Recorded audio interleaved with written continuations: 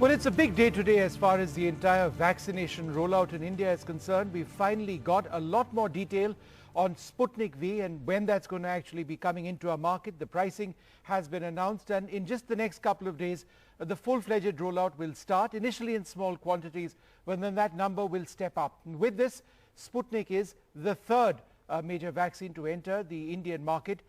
Joining us now, Deepak Sapra, the CEO of API and Services at Dr. Reddy's. Thanks, Mr. Sapra, very much for being with us. So it's a big day for Dr. Reddy's, obviously, the India partner of the Russian firm which has manufactured Sputnik. So we've got a bunch of questions which have really been compiled mostly from our viewers. So simple questions, and let's see if we can get in as much information as we can. Firstly, will there be separate prices for the center, states and private players? So as you know, the vaccine is going to come in through two pathways. The first pathway is the imported route. So we're going to get vaccines from Russia, which is what has started right now. We received the first shipment from Russia, which also got administered today. The second pathway is a product that's going to be manufactured in India. We announced the pricing for the imported product today, which is 948 rupees plus GST. The pricing for the product that's made in India will be announced in a few months when the product comes upstream and we have the manufacturing from India available to be rolled out. So will there be only one price for India irrespective of who buys the vaccine or procures it?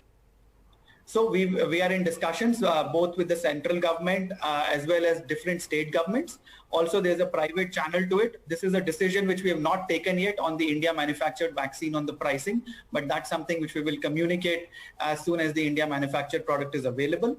As far as the product that's imported is available, the pricing is clear. It's one price and that's applicable for all channels. Okay, so that's interesting. So one price for the moment, and when, how much cheaper will made in India shots be? That's the second question.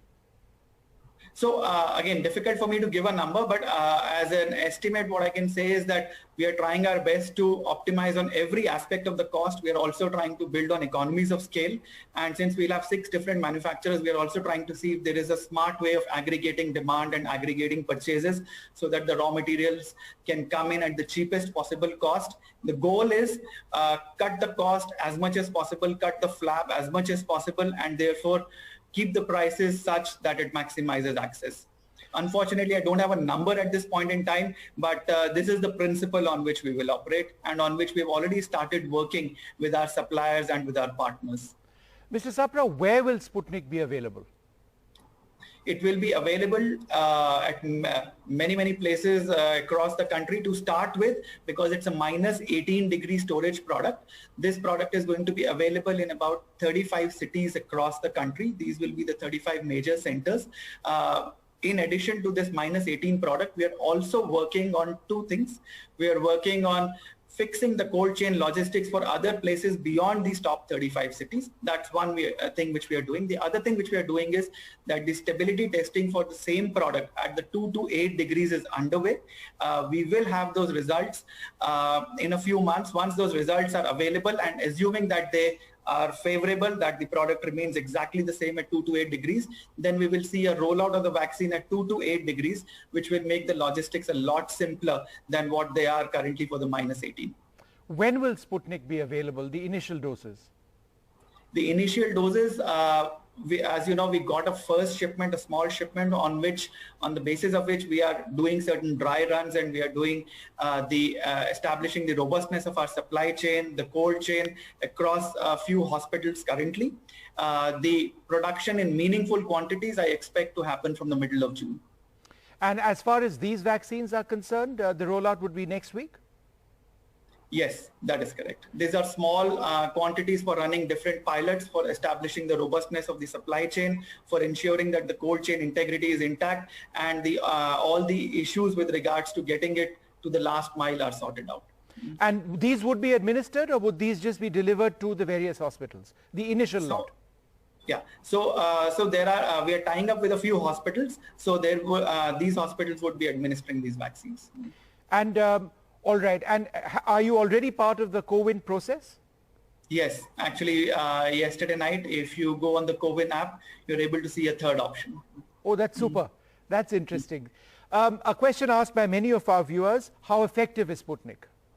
So Sputnik has an efficacy of 91.6%, and that is really what the number is. Now, in addition to this efficacy, which is an outcome of a clinical trial, we have real world data. So more than 20 million people across the world in 60 countries have been administered Sputnik. There are various parameters that we assess from real world data. One of the parameters we assess is what is the rate of infection after the vaccine has been administered. The other parameter we assess is that what are the adverse events that people are getting once the vaccines are administered. And I'm very happy to report that on all of these parameters, Sputnik compares very, very favorably with all global vaccines and is right up there amongst the top 2-3 vaccines in the world. What about Sputnik Light? In other words, the single dose variant of this drug, will that be brought into India? Yes, it will be. We are working very closely with our Russian partner and the Gamaleya Institute on this. As you might be aware, the Sputnik Light has already been approved in Russia. This demonstrated an efficacy of 79.4%. This is a single shot vaccine. What it essentially is it's the first shot of Sputnik V. As you know, Sputnik V has two components. The first component of the first shot is something called the adenovirus vector 26. The second one is adenovirus vector 5. The adenovirus vector 26, which is the first component, is the Sputnik Light. And this is shown very promising results in Russia. This got approval in Russia. There is a clinical trial which has been conducted in Russia, and more subjects are also being enrolled in the clinical trial in Russia. What we are doing in India is working closely with our partners in Russia, getting all that data, assessing that data. We are looking at the data on day 28, data on day 42, both on safety and immunogenicity. And we expect to have a dialogue with the Indian regulator on Sputnik Light. Now, assuming that we are able to get this in place and get it approved in India, this would be a very, very significant aspect of India's vaccination drive, because it would convert the whole vaccination process into a single vaccine which can give you 79.4% efficacy, an efficacy which is a meaningful number. Of course, what we would recommend is that people take the second dose as well, which is the adenovirus vector 5, which will take your efficacy up to 91.6%. But for a starting point in a situation where the country is really wanting to vaccinate as many people as possible and give them a meaningful extent of immunity as early as possible, I think Sputnik Light will be a very, very important step in that direction. When is my next question for Sputnik Light?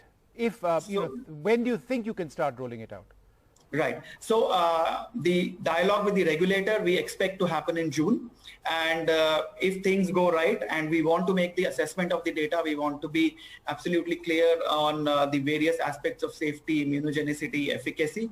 Once that dialogue is had with the regulator, depending on what the regulator advises us, we should be able to then roll it out quite quickly from the point of approval. And in parallel, what we are doing from a readiness standpoint is making sure that the production capacity of the first component is getting ramped up, so that in case we have an approval for Sputnik Light, we're able to bring about a very, very substantial quantity to India as early as possible. Would you therefore potentially be India's first single-dose vaccine? It's possible, but it depends really on the approval from the regulator and on the dialogue which we have with them and on the guidance we receive from the regulator. But it's possible. If what I was saying, if those things play out, then there is a chance that Sputnik Light could be India's first single-dose vaccine. Is Sputnik difficult to store?